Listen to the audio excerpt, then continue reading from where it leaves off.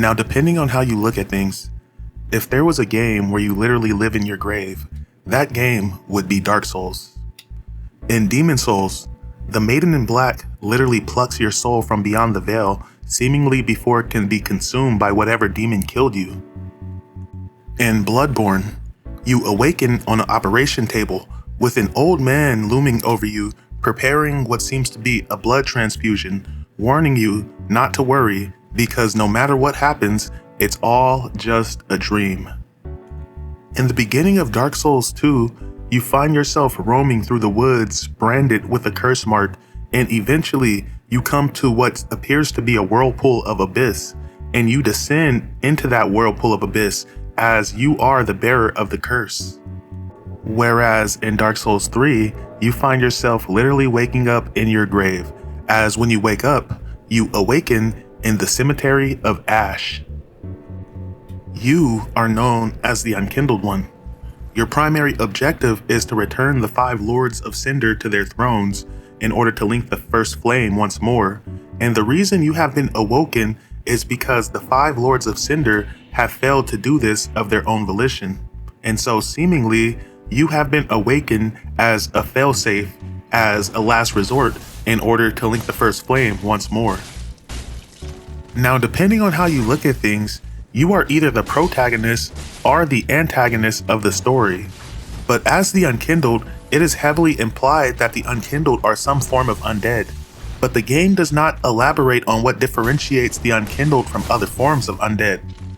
It is speculated that the Unkindled are the remains of a warrior who failed to link the First Flame in the past, and as a result, their body was burned and turned to ash. As you traverse the Cemetery of Ash, you'll eventually come across a warrior who appears to have been defeated and his chest impaled by a coiled sword. The description of the sword states that this sword is only bequeathed to the chosen Ash as judged by Iudex, who await the arrival of Ash as a scabbard. Now, if you remove that coiled sword, you will now have to face Iudex Gundyr, who wields a deadly halberd. And the description of Gundyr's halberd states, "Old cast iron halberd has the power to break poise and is said to never crumble, seemingly to suggest that Gundyr was fated to eternal service from the beginning." It is speculated that Gundyr was also chosen to link the flame, but unfortunately, he arrived late and his firekeeper had been killed. Gundyr, or the Bladed Champ, was bested by an unknown warrior. He then became the sheath for the coiled sword in the hopes that someday the First Flame would be linked once more. Now, I could be wrong, but it is somewhat implied that the warrior who may have bested Iudex Gundyr was indeed the Unkindled One. In short, we're the one who bested Gundyr, as some of the flavor text for the lore for Gundyr reads, "A champion chosen to test and judge those worthy of linking the First Flame." And during the fight with Gundyr, once you get his health down to 50%, he'll go into this abyssal form where he'll have these black abyssal-like tendrils, and he'll sport this monstrous form with these crazy unpredictable movements. But strangely enough, this abyss is also weak to fire, and you even see this in games like Elden Ring, where fire is used to hold back some of the rot that consumes the land. Oftentimes, creatures of the abyss are cleansed in flame, so it's no surprise that the abyssal form of Iudex Gundyr would also be weak to fire. Upon defeating Iudex Gundyr, you will obtain the coiled sword, and this coiled sword can be used to ignite the bonfire at Firelink Shrine. And upon defeating Iudex Gundyr, you are now free to proceed on your way to Firelink Shrine. As you enter Firelink Shrine, you'll encounter the Firekeeper of Dark Souls 3. She tends to the bonfire and assists you on your long, arduous journey through Lothric. Interacting with her allows you to spend souls you accumulate throughout your journey. Now, upon leaving on your journey, you're told, Unkindled One, head to the high wall's base, go through the great gate, and raise the banner to proceed, but beware, the dog keeps a close eye on things. And one of the first bosses you'll encounter as you traverse through the Beryl Valley is Vordt of the Beryl Valley. Now, Vort can be kind of difficult considering the fact that it's your first real boss fight and you don't have any weapons that are leveled up yet, but you can summon help in the form of a phantom as long as you are embered. And what embering is in Dark Souls 3 is it's basically reverse hollowing. When you die, you basically become hollow, but if you pop an ember, you can reverse hollow and restore your human form. So as long as you're embered, you're able to summon help for this boss fight. Now, little is known about Vort, but it is said that Vort served as an outrider knight never far from the fleeting dancer, and it is likely that they're referring to the dancer of Beryl Valley. And when you read the description of Vort's soul, it states that knights who peer into the black orb are lured into battles of death, transformed into frenzied beasts. No wonder the pontiff only provides these rings to those who are dispatched to foreign lands. Now, upon defeating Vort, you will gain the soul of Beryl Valley Vort. Now, at some point, you'll fight your way through a slew of enemies and you'll end up on this ledge, at which point you'll raise the Lothric flag. And when you do this, you'll be grabbed by goblins and hoisted off to a new area, very reminiscent of Dark Souls 1. Welcome to the Undead Settlement. Now, this area is very reminiscent of Bloodborne. You can tell Bloodborne took a lot of inspiration from Dark Souls 3, and as you are traversing this area, be wary of all the blade-wielding settlement dwellers, just like in Bloodborne. Now, it is in this section where you'll find the Sunlight Warrior Medallion, and you'll encounter Cornyx the Pyromancer, and if you're a Pyromancer like I, he will be a vital tool in learning pyromancies. So as you continue to traverse the Undead Settlement, you'll encounter several friendly NPCs you can converse with, some of which you'll have to fight later, and some of which will rain down arrows in your protection as you're traversing certain dangerous areas. One of the most notable NPCs you'll encounter is Sigurd of Katarina, aka Onion Bro. After conversing with Onion Bro, you'll notice that there's a pretty mean looking demon patrolling the area, a demon who Onion Bro will help you take out in the event you end up fighting him. Now, unfortunately, as you traverse through this area, you'll eventually be invaded by Holy Knight Hodrick. Now, Holy Knight Hodrick is kind of a pain in my ass. This dude literally whooped my ass throughout the whole map, but luckily there's one enemy in all Dark Souls games that's completely undefeated, and that enemy is Gravity. So as you continue to traverse through this area, you'll eventually rescue Irina of Carim, who is supposed to be a firekeeper, but unfortunately she is blinded. She's also a great miracle tuner though, so free her from the darkness and she will join you at Firelink Shrine. Now eventually you'll encounter Egon, Knight of Carim. He was looking after her, but now that you have rescued her, he really has no reason to stay. Now, you may end up having to fight this dude later, I don't remember. As you reach the boss of this area, you'll eventually make your way through the fog and you'll encounter this tree sentinel looking motherfucker. This is the Cursed Rotted Greatwood. Now, ever since it was established, all manner of curses have managed to seep into the undead settlement. The worst of them were sealed away inside a spirit tree, but eventually the curses took their toll and the tree became an abomination. So as you defeat the Cursed Rotted Greatwood, you will receive the soul of the Cursed Rotted Greatwood and the Transposing Killing. Now, just like in all Souls games, you can use these boss souls in order to make boss weapons, and the interesting thing is, the NPC you trade these souls to is actually one of the Lords of Cinder. This is Ludleth of Cortland, also known as Ludleth the Exiled. He sits on one of the 5 thrones at Firelink and he claims to have linked the flame long ago, becoming a Lord of Cinder, but he's now a charred cadaver. If you attempt to kill him, he will fall, but if you travel away and return, he will be where you killed him and he'll be alive. After returning all the Lords of Cinder to their throne and speaking to the Firekeeper, she will summon their power to become yours, and this includes Ludleth, who will die in flames where he sits, but you will still be able to use him as a vendor to trade boss souls to. So as you continue on your journey, near the Cathedral of the Deep bonfire up the hill, sorted by where the crest shield can be found, you'll eventually encounter Anri of Astora. Anri is a knight from the land of Astora, and Anri is initially found at the first Road of Sacrifices bonfire, and Anri is accompanied by Horus, an alleged member of the Blue Sentinel Covenant. Anri always appears as the opposite sex of the player, and Anri is also an Unkindled who is searching for the Lord's Ascender, but his main focus is defeating Aldrich, the Devourer of Gods. Now, Anri may eventually be found dead in the Tomb of the Dark Moon if certain steps aren't taken to make Anri your beloved. This is a whole can of worms, but I fucked that up anyway, so let's just continue. So as you're traversing through this area, you'll eventually make your way through the swamp, and you gotta make sure you're looking out for crabs. Always with the fucking crabs in these games. But as you get close to the swamp exit, you'll eventually encounter these two heavy looking NPC motherfuckers. Now these guys can beat through your defense pretty quick, so the best thing to do is to separate these guys and take them out one by one. And one thing that's worth noting is, depending what covenant you're currently pledged to, you can be summoned for PvP in this area.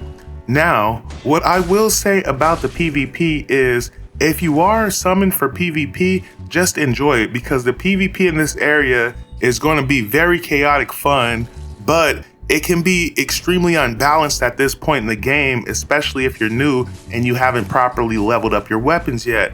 But it's still chaotic fun, and just don't go into it expecting to win.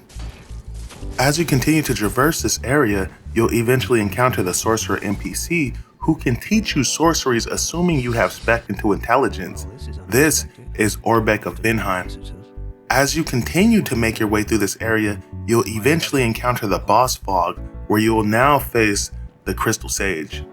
So the Crystal Sage once served as guide to all the scholars of the Grand Archives, but he went on to ally with the Undead Legion of Farron. So at some point, there was a break in relations between the scholars of the Grand Archive and the heretic sorcerers that allied with Farron.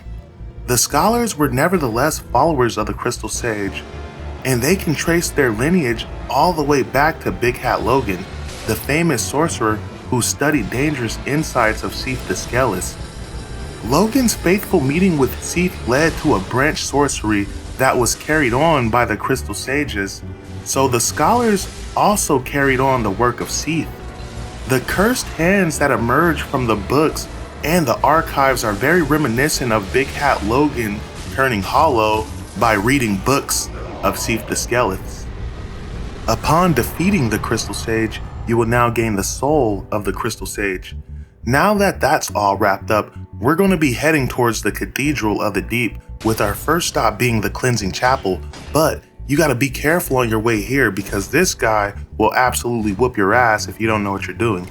Anyway, as you're traversing through the Cleansing Chapel, you have to be careful because you'll eventually be invaded by Longfinger Kirk. And I don't know why, but Longfinger Kirk just annoyed the shit out of me. There's also a few giant enemies down here you'll have to be wary of.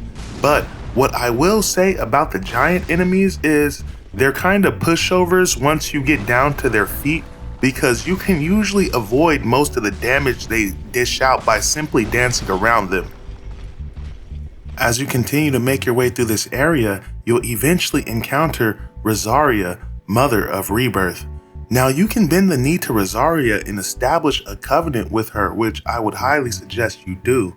Rosaria is a descendant of Guinevere, Princess of Sunlight, and as such, she is among Erythilian hybrids between a race of gods of Anar Londor and humans who inhabit Irithyll of the Beryl Valley, the city built for them on the ruins of Anar Londor. As you traverse deep enough, you'll eventually make your way to the boss fog, at which point you will now face down the Deacons of the Deep.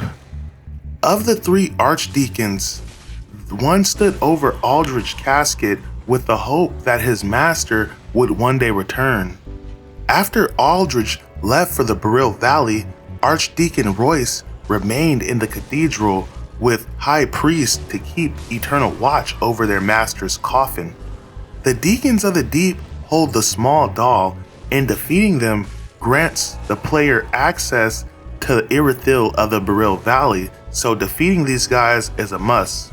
So once you defeat them, you'll obtain the small doll, and you'll also obtain the souls of the Deacon.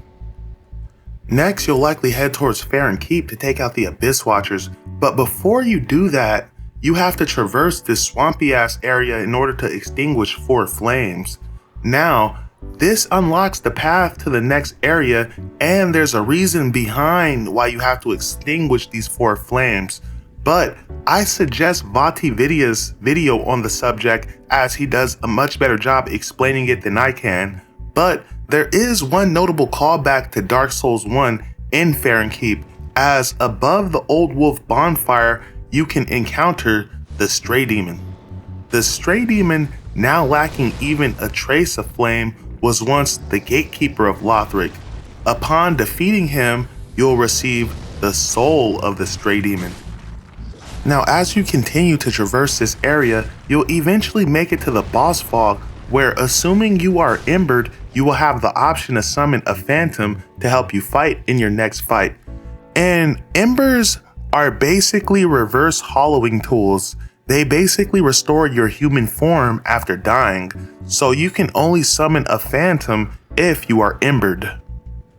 Now, as you enter the boss fog, you'll now have to face down the Abyss Watchers, and what I will say about this boss is a lot of people consider this to be one of the best boss fights in the game, and what I will say is this is at the very least one of the best intros in the game. The dude's gear is very reminiscent of Bloodborne. Now, when you encounter the Abyss Watchers fighting locked in what appears to be eternal conflict, if you pay close attention, you will notice that the Cape of the Abyss is already succumbing to corruption. So these guys are succumbing to the very corruption that they vowed to fight. The Undead Legion of Farron is a caravan of undead, sworn by Wolf's blood to contain the Abyss. The Legion will bury a kingdom at the first signs of exposure. The blood was spread amongst the Abyss Watchers, and their souls are one with the soul of the Wolf's blood. The undead warriors vowed to partake of the Wolf's blood as they acted in the darkness, seeking out any signs of Abyss and fighting a constant war with abominations. But now, they are seemingly succumbing to the same corruption that they have vowed to fight. That is why, as you make your way through this area, they are seemingly locked in eternal conflict, as they need to kill each other in order to contain the Abyss. Now, the story of the Abyss Watchers runs a lot deeper than this, but upon defeating the Abyss Watchers, you'll obtain the Cinder of a Lord, and you'll also obtain the soul of the Blood of the Wolf. So next, we're going to head through the Catacombs of Carthus, and what I will say about this area is this is not one of my favorite areas. I mean, any area where I have to fight a fuck ton of skeletons is not going to be a destination location in my book, especially the ones that like to swarm you. So the trick when killing these guys is to separate them, but if you can trick these guys into killing theirself, that's the most ideal way to deal with these assholes. And upon traversing through this area, you'll eventually encounter Anri once again. Anri has been separated from Horus, and unfortunately, they're probably not gonna reunite. And this is all part of Anri's quest line to make Anri your beloved. But like I said, I fucked that up anyway, so yeah. And you'll eventually end up fighting Horus, so that's another thing that's kind of fucked up. As you're traversing this area, you'll eventually encounter a dark spirit in the form of Nightslayer Torg. Now, Nightslayer Torg is an absolute monster, because this dude just happens to be using one of the best fucking weapons in the game. This dude has Fugs. Fugs is literally probably the best strength weapon in the goddamn game, and there's been several occasions where I've been facing this dude down, and this dude literally just two-taps me. And it pisses me off, because when this dude two-taps me, he gets on his knees and does this old thank you taunt, and it really pissed me off. So I ended up just cheesing this motherfucker, because this dude is an absolute monster.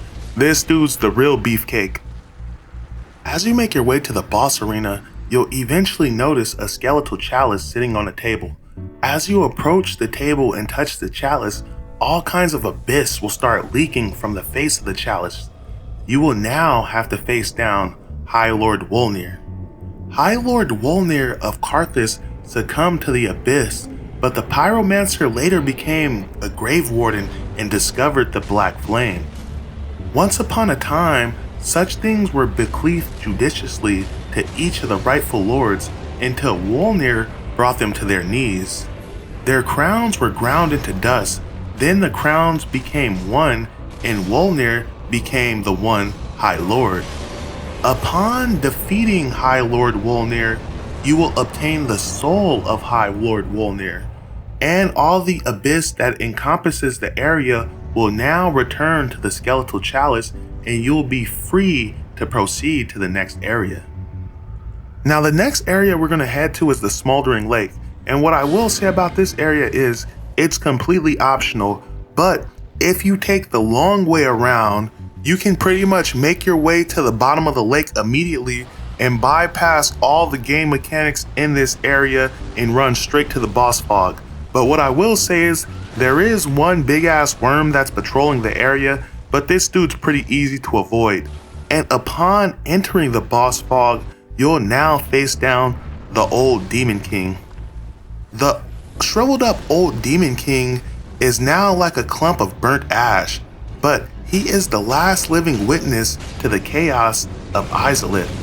Now the old Demon King is surrounded by corpses, and upon defeating the old Demon King, you'll gain the soul of the old Demon King.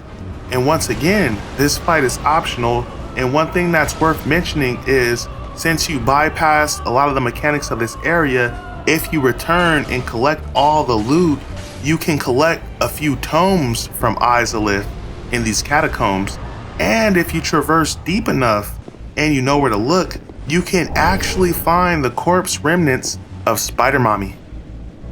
So the next place we're going to head to is Irithyll of the Beryl Valley, and let me just say, this place is fucking beautiful. Easily one of the most beautiful locations in this entire fucking game, but the enemies in this location are absolute monsters. Now, this is where I fucked up Anri's questline, because there's this one NPC inside the chapel you're supposed to kill, and if you don't kill him, it negatively affects Anri's questline and Anri will die. Now, don't be like me and fuck up Anri's questline. Kill this NPC and make Anri your beloved. And even if you're not gonna make Anri your beloved, kill this motherfucker anyway, because Anri doesn't deserve to die. So, as you continue to make your way through this area, you'll eventually be ambushed by this big ass dog demon looking motherfucker. And this guy can be kind of vicious, but upon defeating him, you'll receive the Pontiff's Eye. And as you traverse through the Irithyll dungeons and continue making your way through this area, you'll eventually reach the boss fog, where you'll have the option to summon two phantoms, one being Anri of Astora and the other being Nyx, the Sunlight Warrior. Upon traversing through the boss fog, you will now face down Pontiff Sulyvahn. Pontiff Sulyvahn of Irithyll imprisoned a god of old royalty in an abandoned cathedral in order to feed that god to Aldrich the Devourer.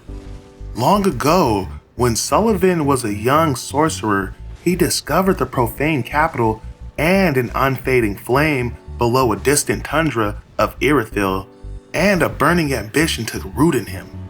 Sulyvahn was born and raised inside of the painting, yet he had little use for his frigid homeland since he had not yet experienced loss.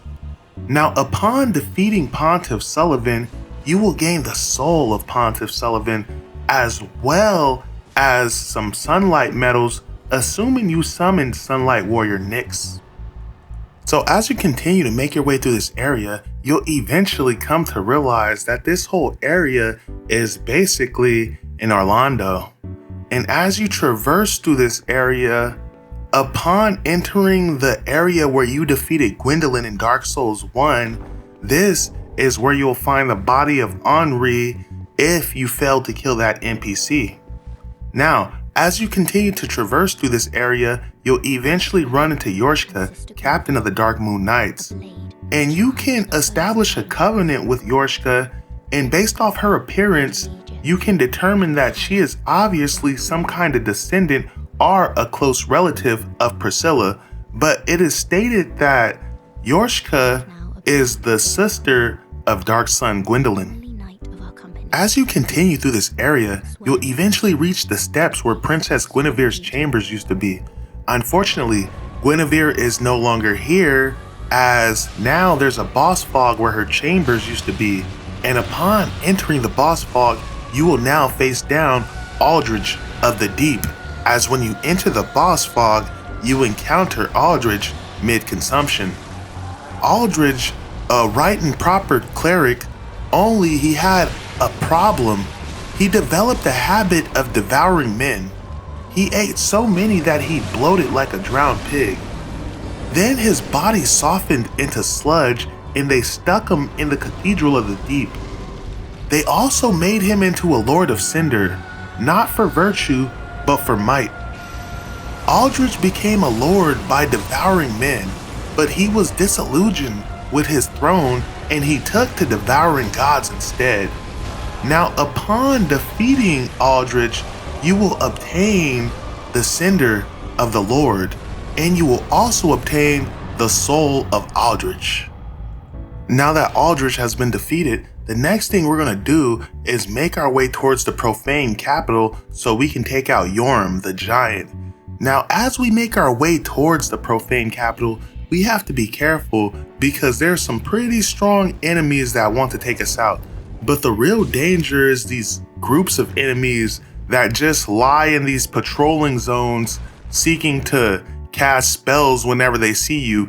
And the spells these guys cast will fucking track the shit out of you. So you have to be careful when combating them, or either just run away so that way you're not getting hit by a group of spells all at once. Now, as you make your way through this area, one thing that's worth noting is there is an NPC that can be rescued, and her name is Carla. Carla is a wretched child of the Abyss, as she claims, but she is also one of the more powerful sorcery vendors, so she's definitely worth rescuing. And now, when you finally reach the boss section, you'll have to face down Yorm the Giant. But one thing that pisses me off about Yorm the Giant is this boss fight is kinda gimmicky in a sense that it plays out like the Storm King boss fight from Demon Souls. You basically need a MacGuffin in the form of a big ass sword that you charge up before you can even deal damage to him. Then on top of that, the sword is really only useful in this one encounter, so that also kinda sucks. So upon entering the boss fog, you will now have to face down Yorm the Giant. Yorm was asked to lead the nation his ancestors conquered by the people that were conquered. He had a strong sense of duty and was a very forthright being. When he lost the person that was the most important to him that he wanted to protect, he abandoned the use of his shield. When he wanted the humans who doubted him to trust him, he gave them a weapon that was his greatest weakness, the Storm Ruler. Yorm likely chose to link the flame because of his strong sense of duty and loyalty to the people he ruled. That's why he abandoned his duty upon resurrection. When he linked the flame, everything went wrong. He believed he made a terrible decision. The bonfires were intrinsically linked to humanity by Gwyn, and humanity is the fuel that keeps the fire going. But bad things happen when you use the wrong fuel, like a giant. The witches of Izalith attempted to recreate the first flame and instead gave birth to the bed of chaos, turning the entire city of Izalith into a hell and bringing demons into the world.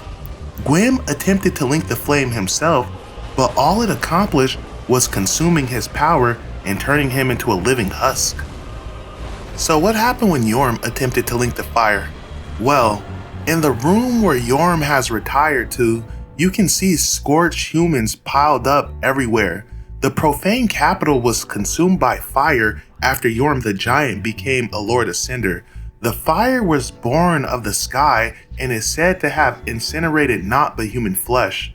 Though inadvertently, Yorm regrettably destroyed his country and killed his people, he was betrayed by the fire and he blames himself. Now, upon defeating Yorm the giant, you will obtain the cinders of a lord, and you will also obtain the soul of Yorm.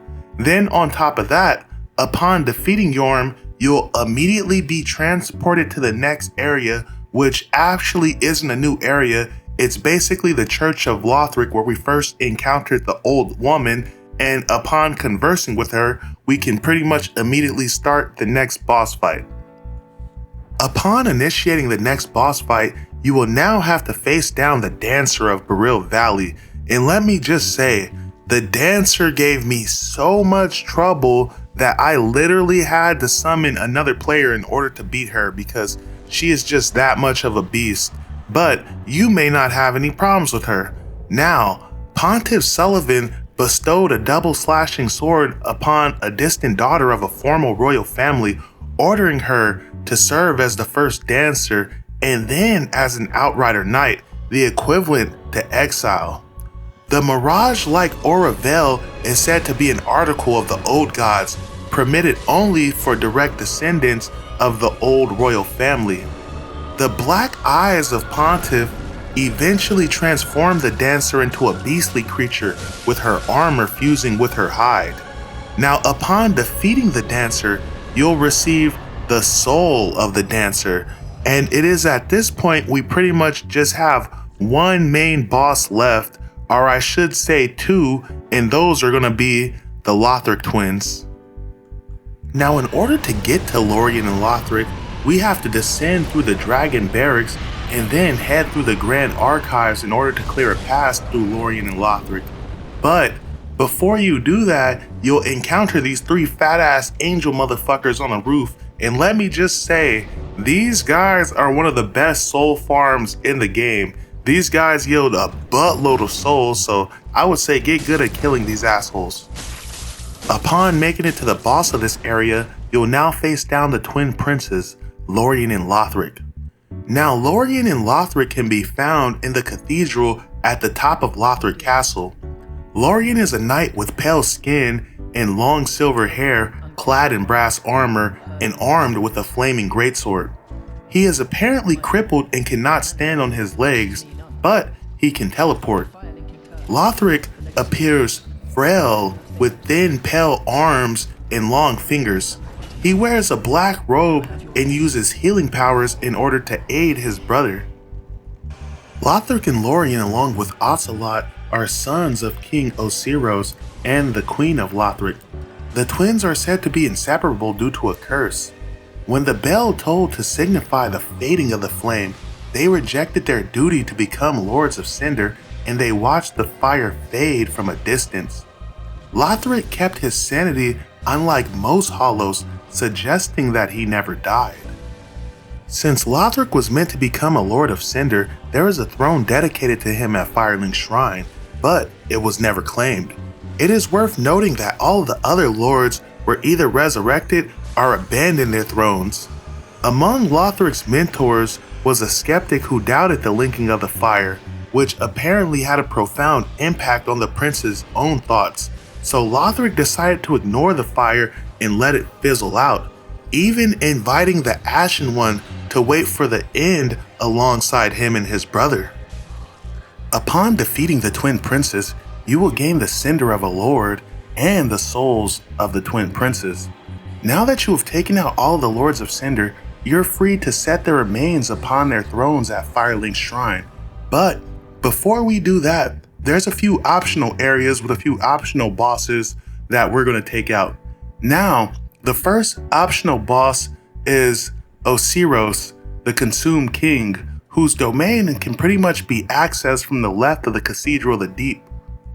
King Osiros is the former king of Lothric, and he was obsessed with harnessing his blood for a higher purpose, which may have been to produce heirs to the Lothric throne that would validate the royal bloodline to some degree.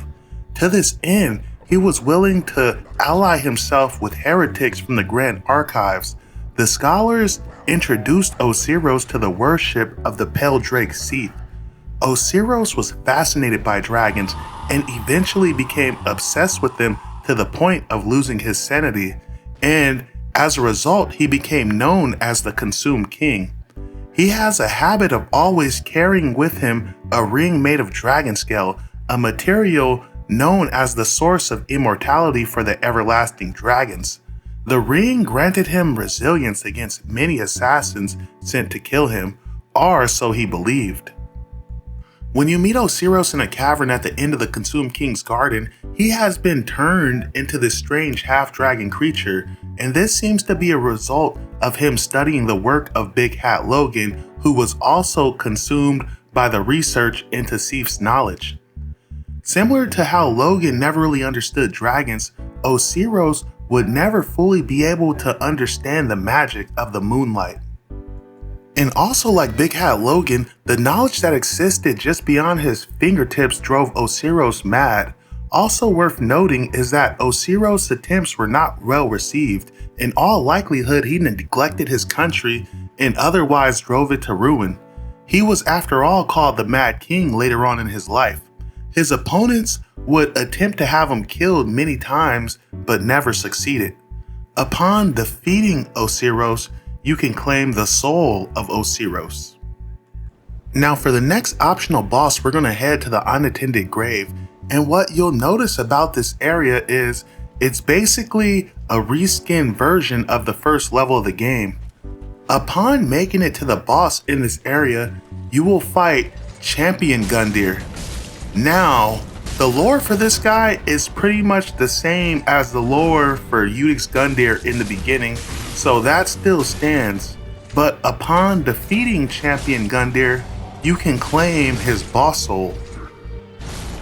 In the next area, we're heading to Archdragon Peak, but before we get to the area that we want to be, there's pretty much a scripted boss fight with this big ass wyvern that's going to chase you at certain segments of this map. And what the area wants you to do is it wants you to run your ass all the way around this map till you end up on top of this wyvern, and it wants you to jump down and one-shot the wyvern with the plunging attack.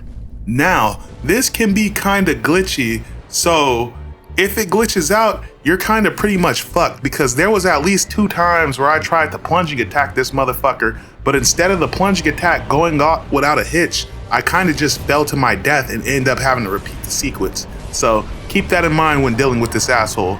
But upon killing him, we'll be free to proceed to the next area. Now that you have dealt with the wyvern, you're free to proceed to the Dragon King Mausoleum. Now this area can be kind of a doozy because there's these summoners that will constantly summon up enemies for you to fight, and some of these enemies can be pretty tough. And 2 of the enemies that they end up summoning are Ricard, that will face you off with his rapier, but they can also summon Havel the Rock. And Havel the Rock is kind of a pain in my ass, especially considering the fact that this was a Dex playthrough. But once you traverse through this entire area, you will be free to make your way to the boss. And once you reach the boss of this area, you will now face down the Nameless King. And let me just say, the Nameless King is an absolute monster. He's another one of the few bosses that I really had to summon help in order to beat. The Nameless King was once a dragon-slaying god of war before he sacrificed everything to ally himself with the ancient dragons. Once a slayer of dragons, the former king and war god tamed a storm drake on which he led a lifetime of battle.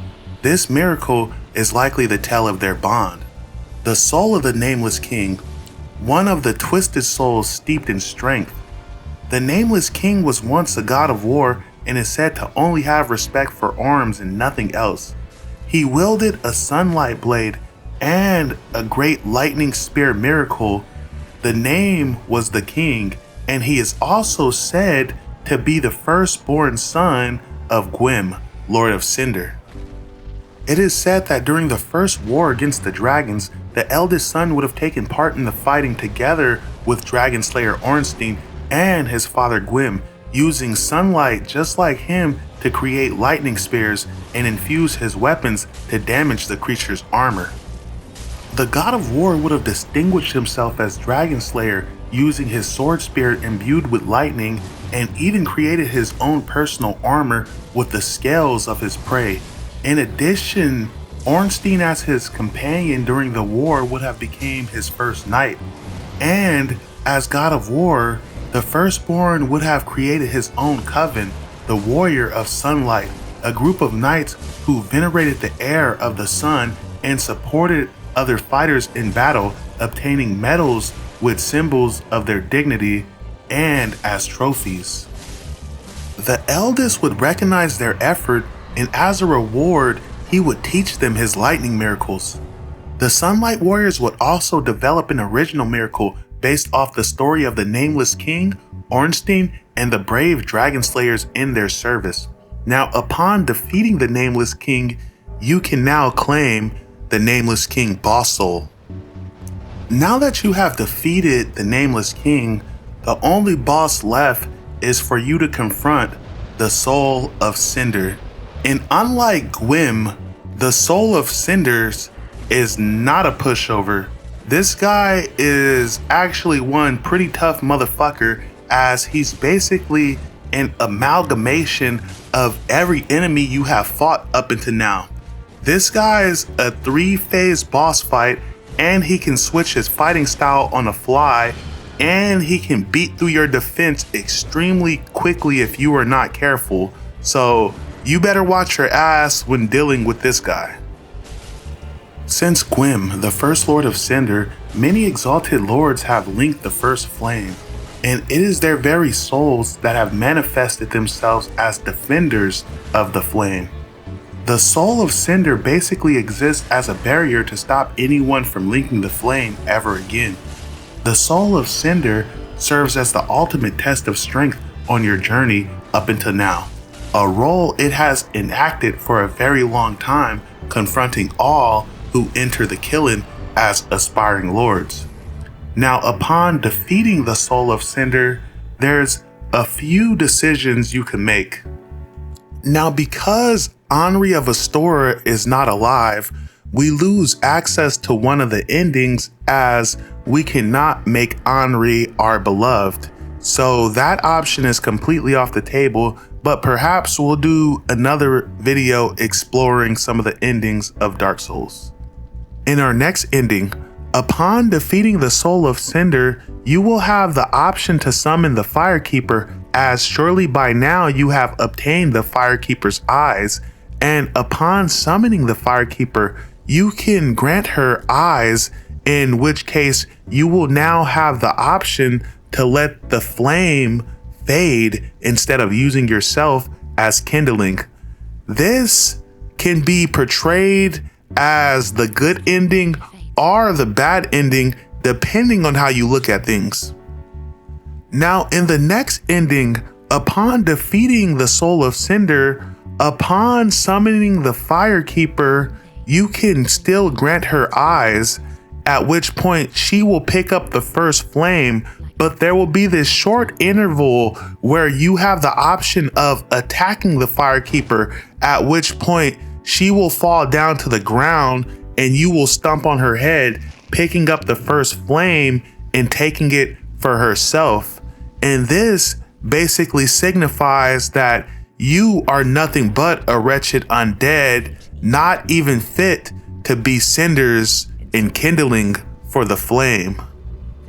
Lastly, in what's considered to be the good ending for the game, upon defeating the Soul of Cinder, you simply approach the flame and use yourself as kindling in order to continue the Age of Fire.